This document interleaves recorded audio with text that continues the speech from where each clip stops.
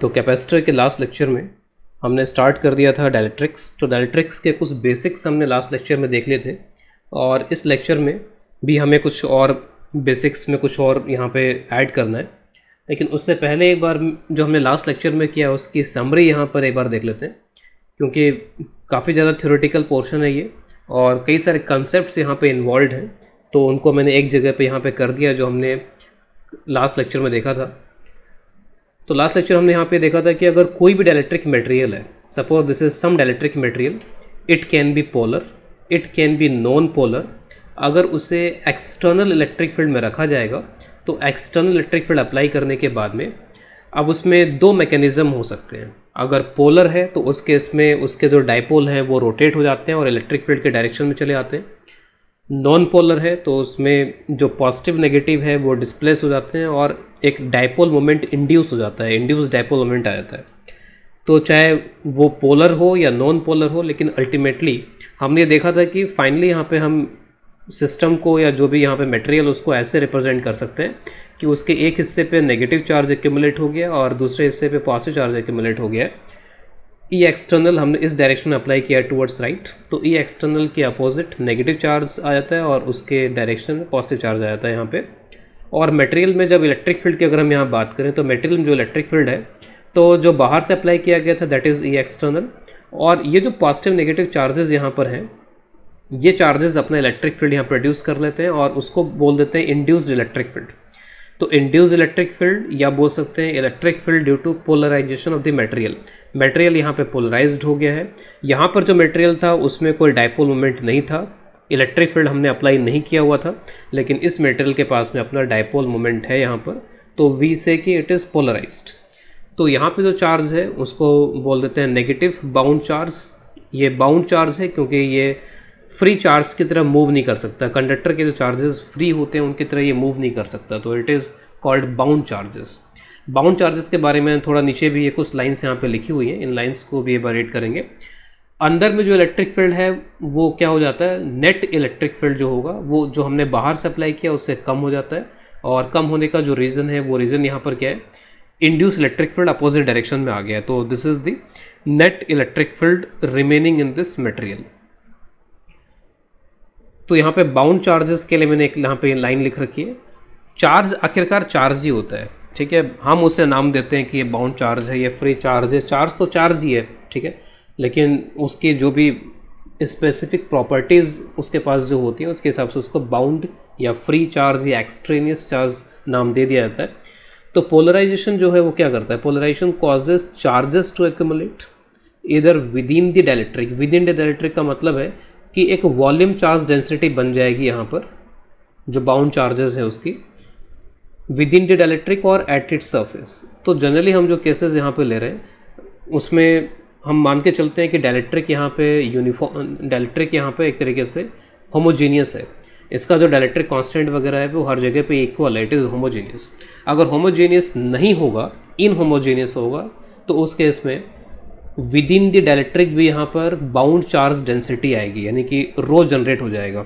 रो का मतलब है वॉल्यूम चार्ज डेंसिटी। अभी फिलहाल यहाँ पर वॉल्यूम के अंदर कोई भी चार्ज डेंसिटी नहीं है। जो भी चार्ज डेंसिटी है वो चार्ज डेंसिटी सरफेस पे ही है जस्ट यहाँ पे। तो इधर सरफेस पे नेगेटिव चार्ज, इधर सरफेस पे पॉजिटिव चार्ज। तो विद इन तब होगा जब इनहोमोजीनियस डायलेक्ट्रिक है। अगर डायलेक्ट्रिक के बारे में हमें ज़्यादा कुछ बताया नहीं गया है तब हम उसको होमोजीनियस ही मान के चलते हैं जनरली। और होमोजीनियस होगा तो सरफेस पे ही चार्ज आएगा, इनहोमोजीनियस होगा तो अंदर भी चार्ज आएगा, बल्क में वॉल्यूम में चार्ज आएगा, otherwise it is at the surface only. We refer to such charges as bound. इस तरीके के चार्जेस को हम बाउंड चार्जेस बोल देते हैं। Other charges are said to be free.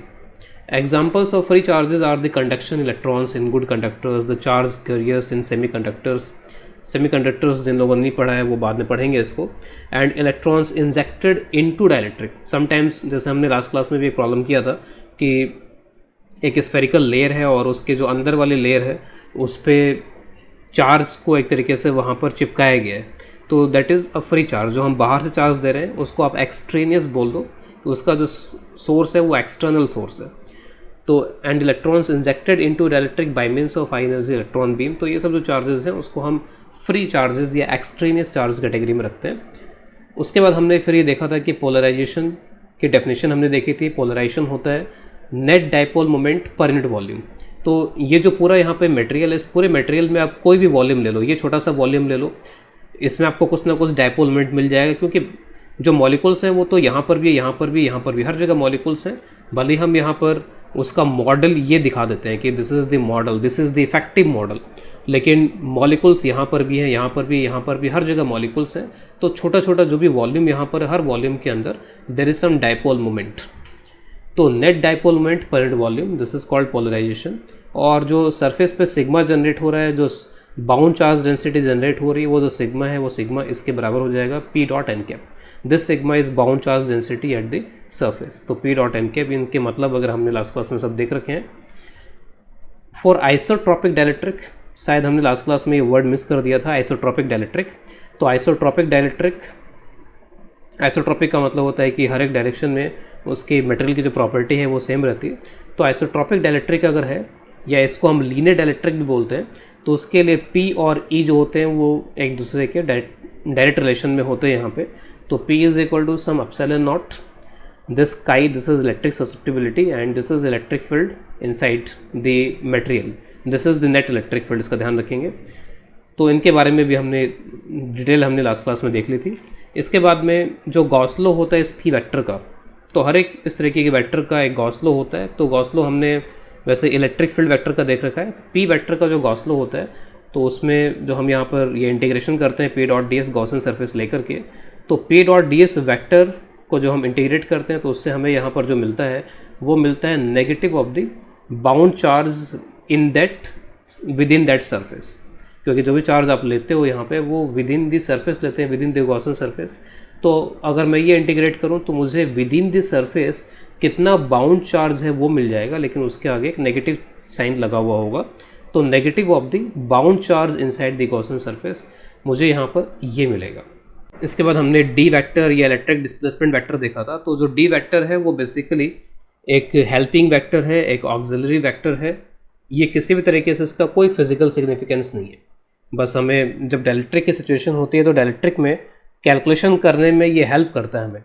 D को डिफाइन कैसे किया जाता है, तो D is equal to combination of this two terms, epsilon not E vector plus P vector, this is called D vector. और ये सब हमने देखा था कि इसको हम इसमें भी कन्वर्ट कर सकते हैं, एप्सिलॉन नॉट के इंटू ई, के इज डाइलेक्ट्रिक कांस्टेंट और relative permittivity of the medium, और फिर यहाँ पर ये एप्सिलॉन हो जाएगा, epsilon is permittivity of that medium into this electric field. तो डी को डायरेक्टली आप इलेक्ट्रिक फील्ड के टर्म्स में यहाँ पर कर सकते हो।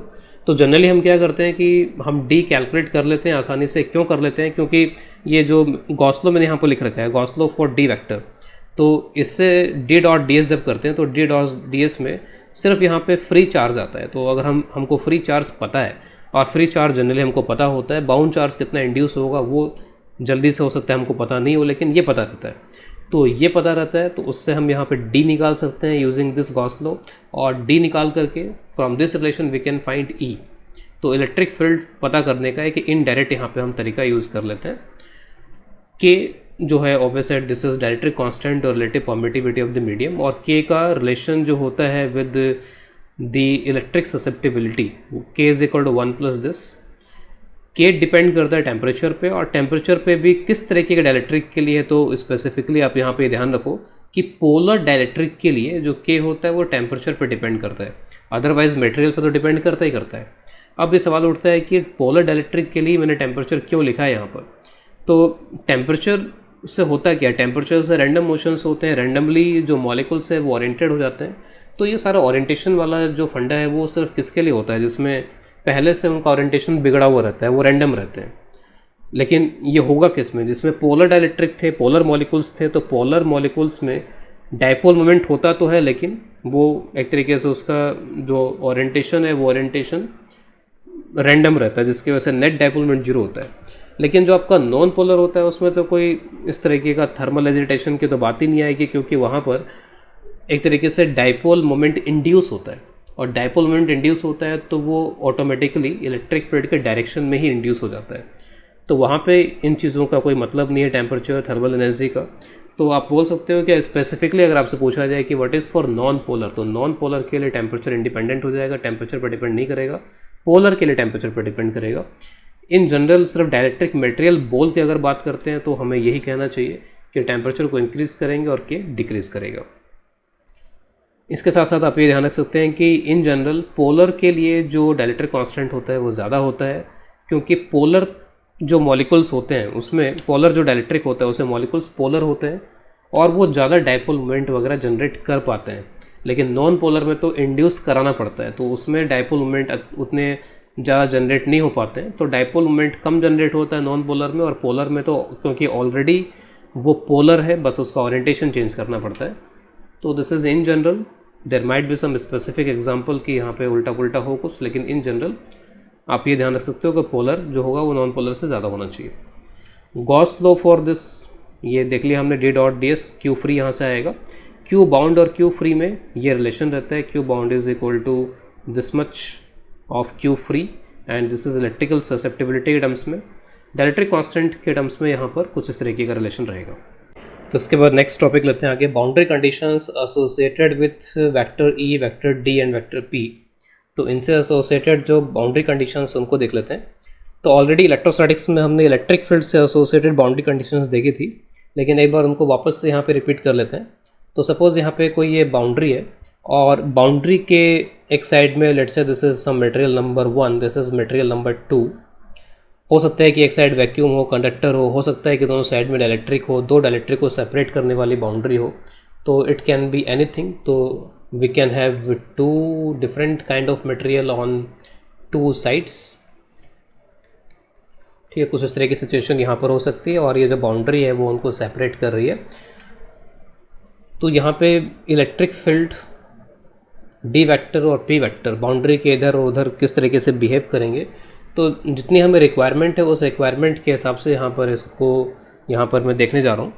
तो सपोज़ मान लीजिए कि इलेक्ट्रिक फील्ड बाउंड्री के इधर कुछ इस तरीके का था और बाउंड्री के इस साइड में लेट्स से इलेक्ट्रिक फील्ड कुछ ऐसे हो गया जस्ट रिप्रेजेंटेशन के लिए। तो इलेक्ट्रिक फील्ड डायरेक्शन में, मैग्नीट्यूड में हर तरीके से यहाँ पर अपने आप को चेंज कर सकता है। तो electric field let's say suppose उधर के इलेक्ट्रिक फील्ड को अगर मैं E1 से रिप्रेजेंट कर देता हूँ तो इधर का जो इलेक्ट्रिक फील्ड है उसको E2 से रिप्रेजेंट करेंगे।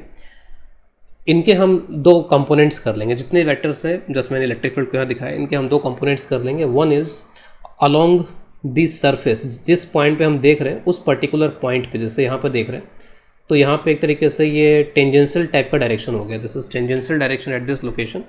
तो एक तो टेंजेंशियल कंपोनेंट हो जाएगा और एक परपेंडिकुलर कंपोनेंट हो जाएगा, नॉर्मल कंपोनेंट हो जाएगा। तो इनके लेट अस डू कंपोनेंट्स। तो इलेक्ट्रिक फील्ड का सपोज़ ये परपेंडिकुलर कंपोनेंट है इस पर्टिकुलर लोकेशन पे, इसको मैं या नॉर्मल या n से रिप्रेजेंट कर देता हूँ नॉर्मल के लिए।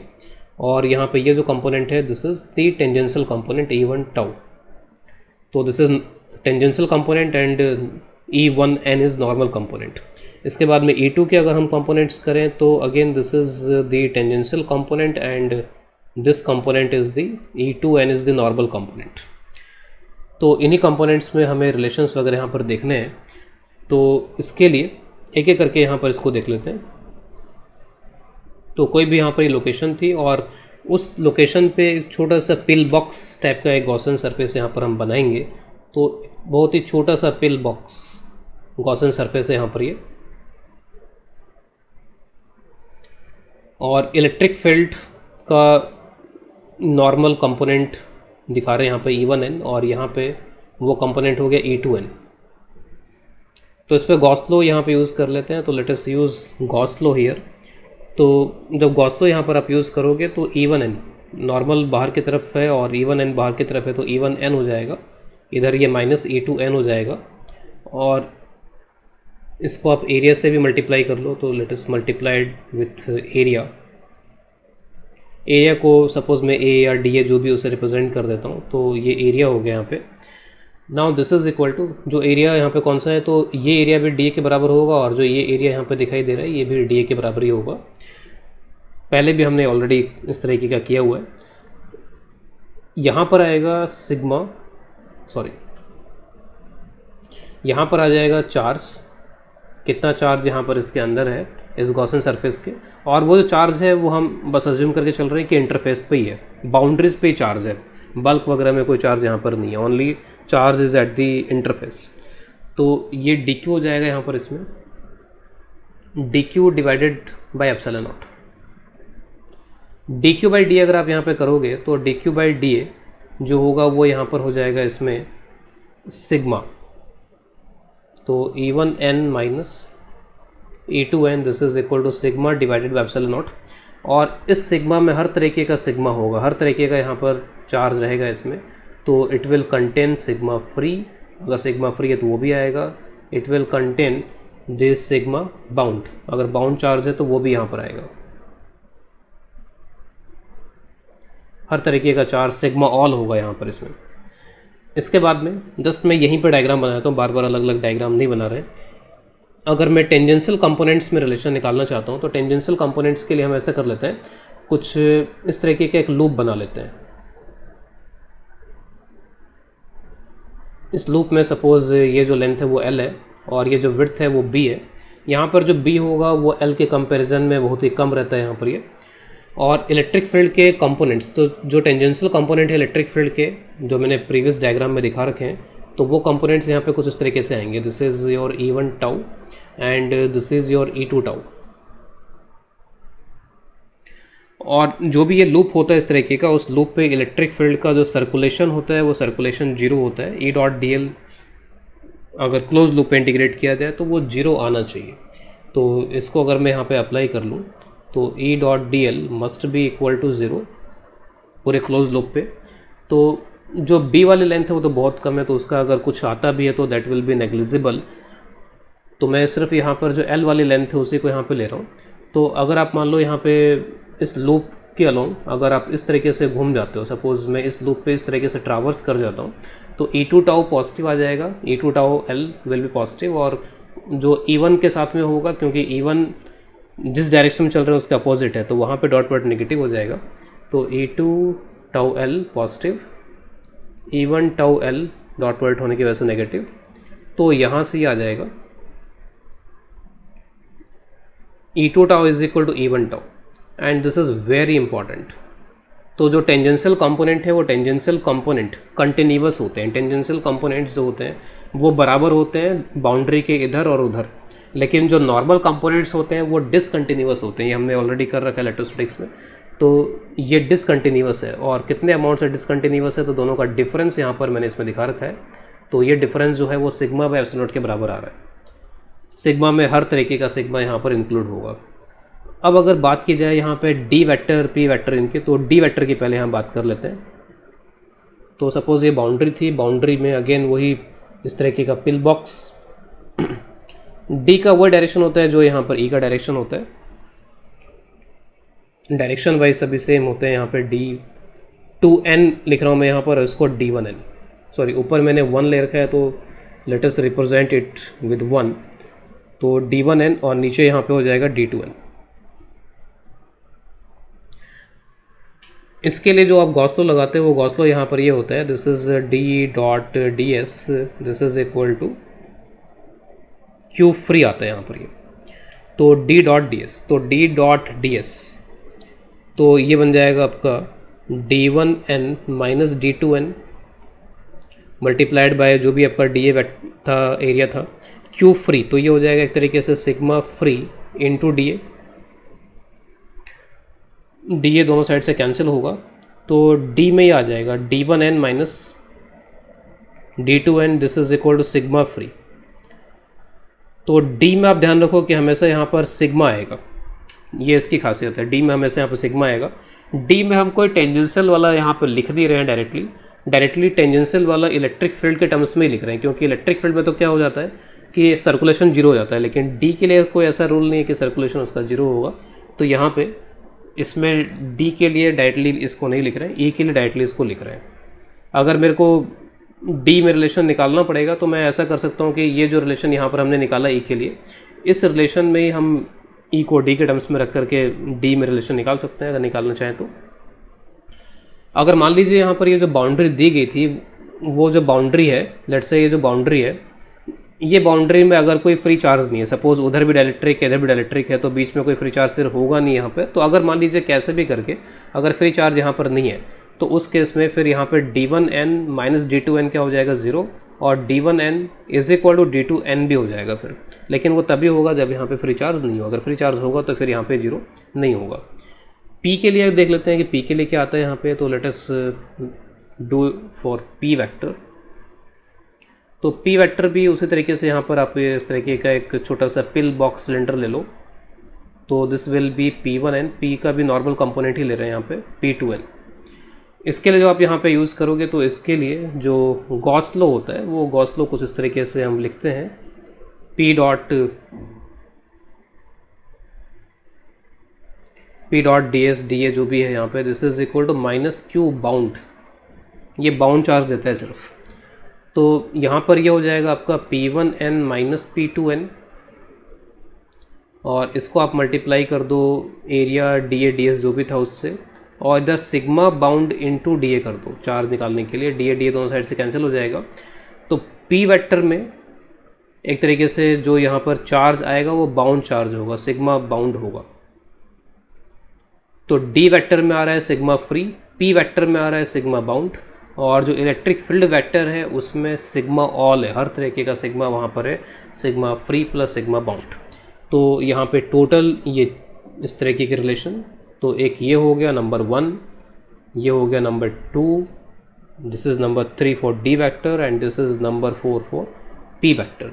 तो ये कुछ बाउंड्री कंडीशंस हैं जिनका हम ध्यान रखेंगे यहाँ पे अगर कभी भी इस तरीके की प्रॉब्लम आती है तो जो कंसेप्ट अभी हमने किया है, अब तक हमने जो भी कंसेप्ट्स किए हैं उनको एक बार यहाँ समझते हुए क्वेश्चन कर रहे हैं। और इस क्वेश्चन में दिस इज़ टेकन फ्रॉम मेरिडो 3.78 है ये।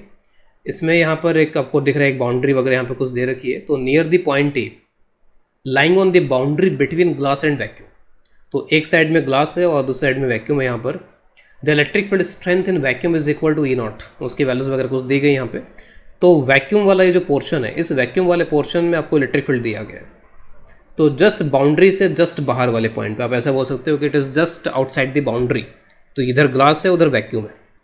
The angle between the vector E0 and normal N of the boundary line being equal to this. तो इलेक्ट्रिक फील्ड कुछ इस तरीके से है यहाँ पर, और जो नॉर्मल वेक्टर है, क्योंकि जो हम नॉर्मल कंपोनेंट करते हैं तो हमें नॉर्मल चाहिए होगा, नॉर्मल किस डायरेक्शन में है, तो वो अल्फा नॉट एंगल बन रहा है इनके बीच में और 30 डिग्री दिया हुआ है। Find the field strength E in glass near the point A. तो हमें वैक्यूम में फील्ड स्ट्रेंथ यानी कि इलेक्ट्रिक फील्ड गिवन है, हमें ग्लास में पता करना है कि फील्ड स्ट्रेंथ कितनी होगी ग्लास के अंदर। And the angle alpha between the vector E and N। तो ग्लास के अंदर जो E और N वेक्टर होंगे, नॉर्मल वेक्टर होगा और इलेक्ट्रिक फील्ड वेक्टर होगा, उसके बीच में एंगल कितना होगा ये पता करना होगा। As well as this surface density of bound charge at the point A. तो जो पॉइंट ए है जस्ट यहाँ पे, तो इस पर्टिकुलर बाउंड्री पे what is the bound charge surface density, तो ये पता करना है। तो ये सारी चीज़ें हैं इसमें। तो हमें अगेन बाउंड्री कंडीशंस यूज़ करनी होंगी इसमें। तो बाउंड्री कंडीशन का इक्वेशन मैं यहाँ पर इसमें यूज़ कर रहा हूँ। तो बाउंड्री कंडीशन अगर मैं यहाँ पर यूज़ करूँ for tangential component of electric field, तो इलेक्ट्रिक फील्ड का जो टेंजेंशियल कंपोनेंट है वो टेंजेंशियल कंपोनेंट अगर आप यहाँ पे कैलकुलेट करो, अगर आप टेंजेंशियल कंपोनेंट, तो टेंजेंशियल कंपोनेंट इलेक्ट्रिक फील्ड का एक तो नॉर्मल कंपोनेंट होगा यहाँ पे, this is the normal component of electric field, this will be E0 sine alpha not, और इसका टेंजेंशियल कंपोनेंट यहाँ पे हो जाएगा E0, sorry that will be cos.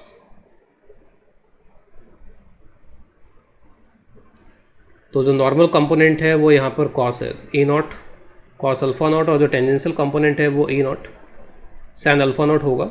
और अंदर जो भी इलेक्ट्रिक फील्ड वगैरह होगा यहाँ पे वो किसी न किसी डायरेक्शन में होगा मान लीजिए। तो इलेक्ट्रिक फील्ड सपोज अंदर वाला ये इलेक्ट्रिक फील्ड था यहाँ पर कुछ इस तरीके से, और ये एंगल वगैरह लेट से कुछ अल्फ़ा वगैरह बन रहा था, तो अंदर का एंगल अल्फ़ा मान लेते हैं और इलेक्ट्रिक फील्ड को सपोज E के बराबर मान लेते हैं जो ग्लास में था यहाँ पर, this is the glass portion.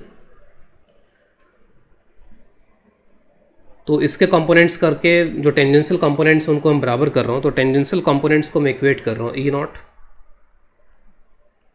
Sign alpha not, this is equal to E glass. तो ग्लास को मैंने सिंपली E से रिप्रेजेंट कर रखा है, तो E साइन अल्फा। तो एक रिलेशन यहाँ पर ये आ गया, लेकिन इसमें जो E है वो भी अननोन क्वांटिटी और जो अल्फा है वो भी अननोन क्वांटिटी, पता नहीं है अभी इनके बारे में। तो हमें कुछ और रिलेशंस भी यहाँ पर इसमें देखने होंगे। तो दूसरा रिलेशन में यहाँ पर इस तरीके से देखता हूँ इसमें कि यहाँ पर अब एक तरीके से वैक्यूम है, बाहर तो वैक्यूम है और अंदर यहाँ पर ये डाइलेक्ट्रिक है, और फ्री चार्ज के बारे में कुछ बोला नहीं गया है। तो जो भी इस तरीके के इंटरफेस होते हैं उस इंटरफेस पे सिर्फ और सिर्फ इसका मतलब ओनली बाउंड चार्जेस ही होंगे। तो इस इंटरफेस पे जो इंटरफेस यहाँ पे दिखाई दे रहा है, इस इंटरफेस पे सिर्फ बाउंड चार्जेस हैं। फ्री चार्जेस अगर होते तो उसके बारे में इंफॉर्मेशन हमें दी जाती। तो ये भी एक डाइलेक्ट्रिक है और बाहर भी डाइलेक्ट्रिक है। बाहर वाले डाइलेक्ट्रिक की जो के वैल्यू है वो 1 के इक्वल एक तरीके से। तो बाहर वाले डाइलेक्ट्रिक की जो के वैल्यू है, दैट के वैल्यू इज इक्वल टू 1। तो लेट अस फर्दर राइट। तो मैं ऐसा करता हूँ कि जो नॉर्मल वाला है मैं वो डी वेक्टर के लिए यूज़ कर रहा हूँ। तो सेकंड इक्वेशन में डी वेक्टर के हिसाब से यूज़ कर रहा हूँ। तो क्योंकि कोई सिग्मा यहाँ पर फ्री है नहीं, तो इसका मतलब है कि डी वेक्टर का जो नॉर्मल कंपोनेंट है वो उनका डिफरेंस एक तरीके से 0 आ जाएगा यहाँ पर। तो डी वेक्टर बाहर में उसको मैं लिख देता हूँ डी नॉट। तो डी वेक्टर का नॉर्मल कंपोनेंट हो गया बाहर, और अंदर कितना हो जाएगा यहाँ पर ये, तो डी कॉस अल्फ़ा। ये सिग्मा फ्री के बराबर होता था लेकिन सिग्मा फ्री यहाँ पे 0 है। तो इससे ये आ गया कि D not cos alpha not is equal to D cos alpha. और डी का रिलेशन आप यहाँ पर इलेक्ट्रिक फील्ड के साथ में देख सकते हो कि डी का रिलेशन यहाँ पर हो जाता है, this is the relation between D and D. और उसके बाद में यहाँ पर आप इसको लिख सकते हो एप्सिलॉन नॉट के इंटू ई। तो d को आप e में चेंज कर दो, तो d की जगह पे आप यहाँ पर रख सकते हो एप्सिलॉन नॉट। ये वैक्यूम में है तो वैक्यूम का k 1 होता है, तो वैक्यूम का k is 1 into E not cos alpha not.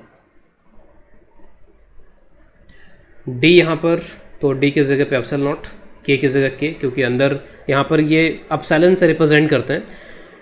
जो इरोडो है, इरोडो में जो डाइलेक्ट्रिक कांस्टेंट है उसके लिए सिंबल एप्सिलॉन यूज़ कर लेते हैं, जो कि हमारे सिंबल से उतना मैच नहीं करता है, तो इसको आप के से रिप्रेजेंट करो।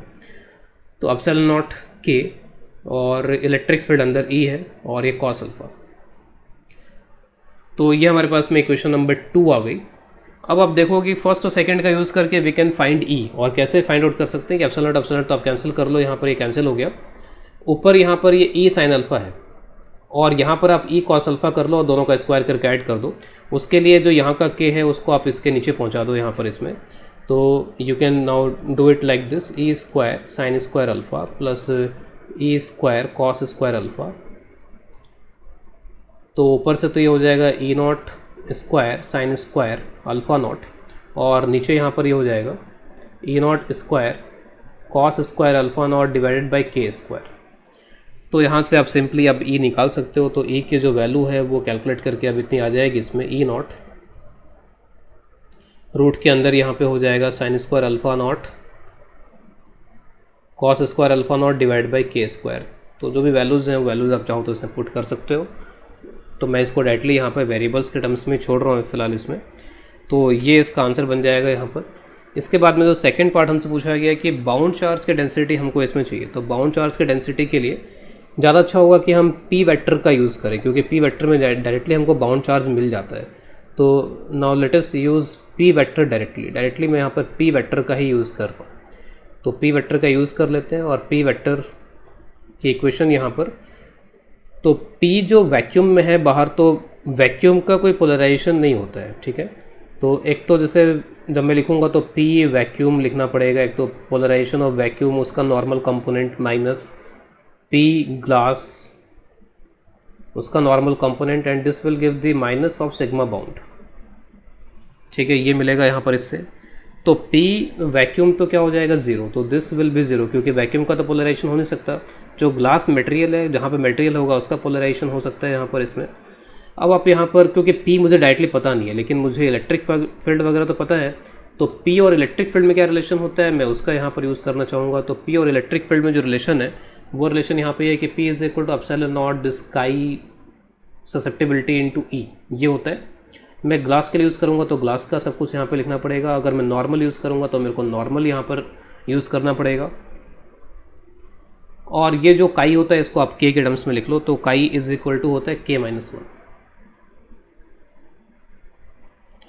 ठीक है जी। तो ये सारा यहाँ पर आ जाएगा। अच्छा, उसमें मेरे को अल्फ़ा भी निकालना था, इन्होंने अल्फ़ा भी यहाँ पर पूछा हुआ है, तो एक बार पहले इसको कंप्लीट कर लेते हैं अल्फ़ा को।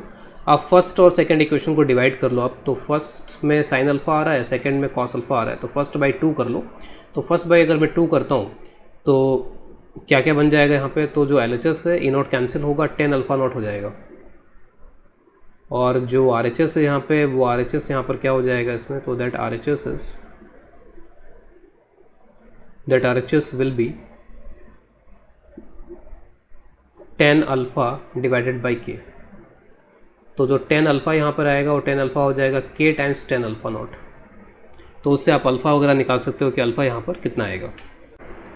तो अभी यहाँ पर अब इसमें अब ये माइनस माइनस तो कैंसिल हो जाएंगे दोनों साइड से, और p ग्लास नॉर्मल कंपोनेंट, तो p ग्लास नॉर्मल कंपोनेंट ये हो जाएगा एप्सिलॉन नॉट k माइनस 1, और e ग्लास नॉर्मल कंपोनेंट आएगा यहाँ से इसका यूज़ करके, तो e ग्लास नॉर्मल कंपोनेंट कितना हो जाएगा, तो e ग्लास नॉर्मल कंपोनेंट एक तरीके से क्या है, e कॉस अल्फ़ा है, ठीक है। e ग्लास नॉर्मल कंपोनेंट का मतलब है e कॉस अल्फ़ा, और e कॉस अल्फ़ा को आप डायरेक्टली यहाँ से कैलकुलेट कर लो, e naught cos alpha naught divide by के, ठीक है। k नीचे चला जाएगा यहाँ पर इसमें, तो e naught cos alpha naught divide by के हो जाएगा ये।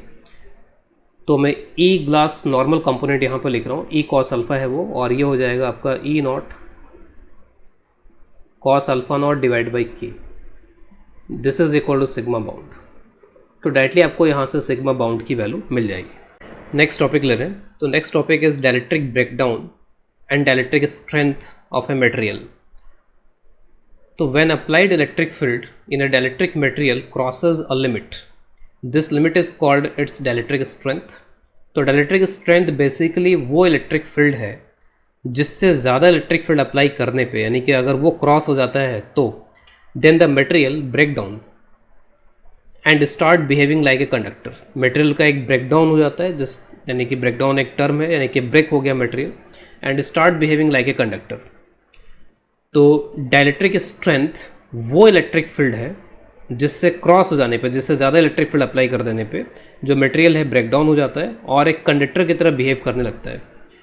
और कई बार अगर हम उसको वोल्टेज या पोटेंशियल डिफरेंस के टर्म्स में अगर बोलें, तो द वोल्टेज और potential difference at which it occurs is called break down voltage.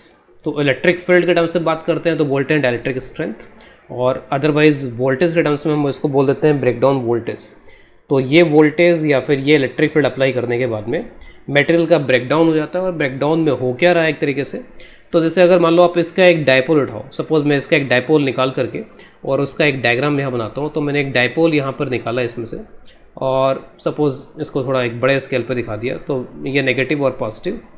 अब इन पे फोर्सेस लग रहे होंगे, इलेक्ट्रिक फील्ड वगैरह के जो भी फोर्सेस हैं वो फोर्सेस पे अप्लाई हो रहे होंगे।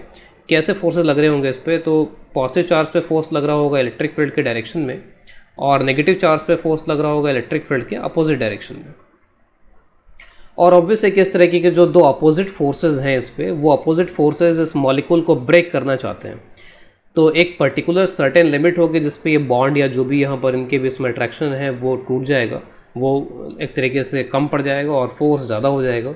तो ये जो फोर्स है, ये फोर्स अल्टीमेटली कभी ना कभी इस मॉलिक्यूल को ब्रेक कर देगा यहाँ पे। तो ब्रेक करने के बाद आप देख सकते हो कि जो नेगेटिव पॉजिटिव चार्जेस हैं वो एक तरीके से फ्री हो गए। तो मटेरियल जो था, जो इंसुलेटिंग मटेरियल था, वो इसके बाद में कंडक्टिंग मटेरियल की तरह बिहेव करता है। इसके चार्जेस जो हैं फ्री हो जाते हैं, मटेरियल जो है वो इस तरीके से यहाँ पर ब्रेक कर जाता है। तो that is called break down of the material. इसी तरीके का कुछ यहाँ पर एक, अगर एक कोई भी कंडक्टर है, सपोज कोई भी यहाँ पर ये आर्बिट्री शेप का एक कंडक्टर है, और ये जो कंडक्टर है इस पर आप चार्ज देते जा रहे हो, सपोज इस पर चार्ज देते जा रहे हो, और सपोज ये कंडक्टर एयर में रखा है, तो एयर में भी मॉलिक्यूल्स होते हैं, एयर भी डायलेक्ट्रिक मटेरियल की तरह ही होता है। तो एयर भी एक मॉलिक्यूल की तरह बिहेव करता है, डायलेक्ट्रिक मटेरियल की तरह बिहेव करता है, उसमें मॉलिक्यूल्स होते हैं। अगर कंप्लीट वैक्यूम होगा तब तो कुछ भी मॉलिक्यूल्स नहीं होंगे, लेकिन अगर एयर है तो definitely there are some molecules. तो आप इसके चार्जिंग करते जा रहे हो, इसको चार्ज देते चले जा रहे हो, और वो चार्ज इसके आउटर सरफेस पे डिस्ट्रीब्यूट होता चला जाता है। और हमने ये पहले पढ़ा हुआ है कि जहाँ पे रेडियस ऑफ कर्वेचर कम होता है वहाँ पे चार्जेस कम होते हैं, जहाँ रेडियस ऑफ कर्वेचर कम होता है वहाँ पे चार्ज जो होता है वो ज़्यादा होता है। जहाँ पे रेडियस ऑफ कर्वेचर ज़्यादा होता है, फ्लैट सरफेस टाइप की होती है, वहाँ पे चार्ज की डेंसिटी कम होती है।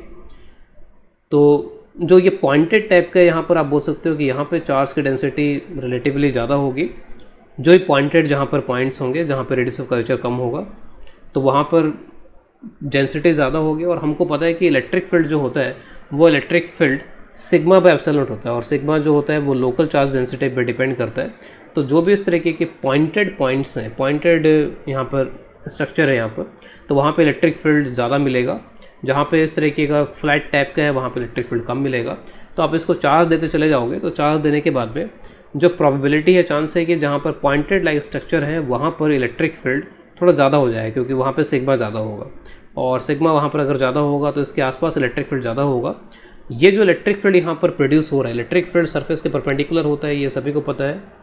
तो इलेक्ट्रिक फील्ड यहाँ पर ये कुछ इस तरीके से प्रोड्यूस कर रहा होगा, यहाँ के आसपास भी इलेक्ट्रिक फील्ड ऐसे प्रोड्यूस हो रहा होगा। और ये सभी जो इलेक्ट्रिक फील्ड्स हैं सरफेस के परपेंडिकुलर होते हैं, और इनका फॉर्मूला हो जाता है local charge density divide by epsilon not. Already हमने इलेक्ट्रोस्टैटिक्स में किया हुआ है। इस इलेक्ट्रिक फील्ड के प्रेजेंस में जो एयर मॉलिक्यूल्स हैं उसके जो डाइपोल्स हैं, वो डाइपोल्स ने अपने आप को अरेंज कर लिया होगा। तो डाइपोल्स अपने आप को कैसे अरेंज करते हैं, इलेक्ट्रिक फील्ड का डायरेक्शन में पॉजिटिव रहता है और इलेक्ट्रिक फील्ड के अपोजिट डायरेक्शन में नेगेटिव। इस तरीके से जो डाइपोल्स हैं उन डाइपोल्स ने अपने आप को इस पूरे इन्वायरमेंट में इलेक्ट्रिक फील्ड के अकॉर्डिंगली अपने आप को यहाँ पर एक तरीके से अलाइन कर लिया इलेक्ट्रिक फील्ड के डायरेक्शन में। This dipoles of the medium और एयर आर अलाइंड। ठीक उसी तरीके से यहाँ पर अलाइन हो गए। लेकिन जैसे जैसे आप इलेक्ट्रिक फील्ड बढ़ाते जाओगे तो क्या होगा कि जैसे इस पर फोर्स जो इधर लग रहा है, इस पर इधर जो फोर्स लग रहा है, ये फोर्स ही बढ़ता जाएगा, और ये फोर्स बढ़ते बढ़ते कभी ना कभी इस डाइपोल को, जो एयर मॉलिक्यूल्स के डाइपोल, उनको ब्रेक कर देगा। तो जो एयर है यहाँ पर, इसके आसपास के जो एयर है वो एयर कंडक्टिंग हो जाएगी, और एयर जब कंडक्टिंग हो जाएगी यहाँ पे इसके आसपास की, तो जो चार्ज है यहाँ पे इस कंडक्टर पे, वो चार्ज एक तरीके से, क्योंकि उसको एक कंडक्टिंग मीडियम मिल जाएगा, तो चार्ज को अगर एक कंडक्टिंग मीडियम मिल जाएगा तो इस कंडक्टिंग मीडियम के थ्रू चार्जेस का फ्लो भी स्टार्ट हो जाएगा। तो एयर में जब इस तरीके से चार्जेस का फ्लो स्टार्ट हो जाता है तो वो हमें एक स्पार्किंग की तरह दिखाई देगा, और इस डिस्चार्ज को, जो चार्ज का फ्लो हो रहा है यहाँ पे, इसको बोलते हैं कोरोना डिस्चार्ज। तो this kind of sparking we can call it as corona discharge. तो यहाँ पे इससे related we can write some lines, कुछ लाइन्स यहाँ पे लिख सकते हैं इसमें। When electric field reaches the dielectric strength of air, अभी फिलहाल हम मीडियम को एयर मान के चल रहे हैं, dielectric strength of medium which is air, then air becomes conducting। जो भी आसपास की एयर है वो कंडक्टिंग हो जाती है जहाँ पे ब्रेकडाउन हुआ है। Air becomes conducting, charge from the conductor, क्योंकि एक कंडक्टिंग पाथ मिल गया, अब जो एयर है वो भी कंडक्टिंग है अब, तो charge from the conducting material